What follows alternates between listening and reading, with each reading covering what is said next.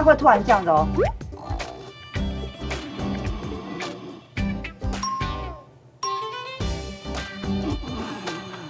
突然这样子，我们可以用侧睡的方式去避免，可以去申请一些补助等等，我们就可以把这样的一个机器带回家，在睡觉之前，我们就可以带上这个机器去协助你的睡眠。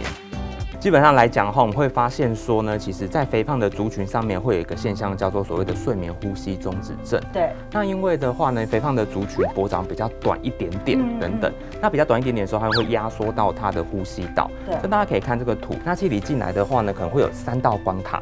第一道当然是说我们从鼻子呼气进来，对。那或者说从嘴巴呼气进来，那之后呢，第二个部分就会进到我们的舌根，最后再进到我们的喉咙这边。但如果说你的脖子比较短，或者是有一个舌头后倒的一个现象，它就会把我们的呼吸道完全的盖住。对。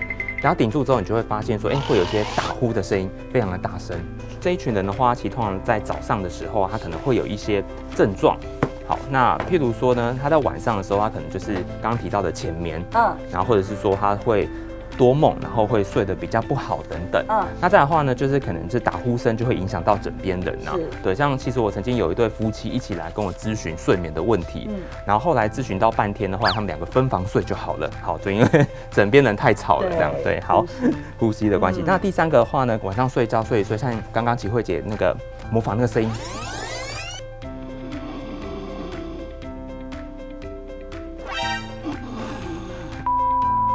所以这是在晚上。那但是如果在白天的话，你会发现说，白天就整个人就昏昏欲睡，早上还刚进办公室，对，喝1杯、2杯、3杯咖啡都没有用，就整天都很累，然后反应就很缓慢，注意力不集中啊等等。那这样的话可能会有些头晕头痛，那甚至的话血压就会开始偏高。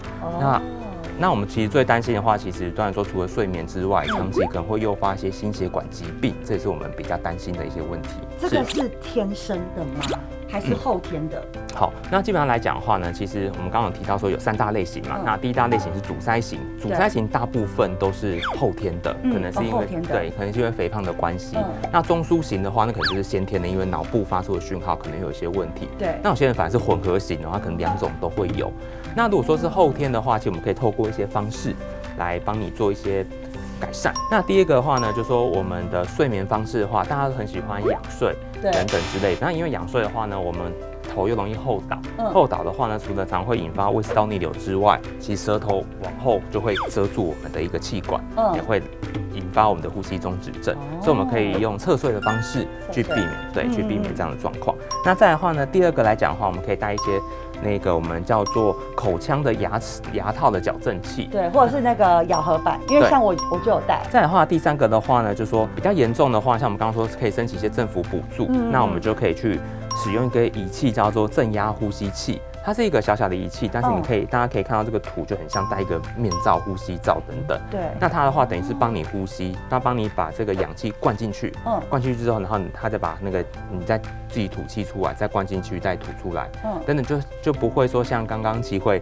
模仿的那个声音一样，然后中间有停突然终止的一个状况。对，像这个正压呼吸器，我相信很多人也是第一次听，这个是我第一次听。那这个的话，它是可以从例如说医院诊所带回家的吗？对，没错，就是说可能我们医师开立的证明之后的话，那其实我们就可以去一些那个等于说卖医疗器材的，然后我们可以去申请一些补助等等，那我们就可以把这样的一个机器带回家。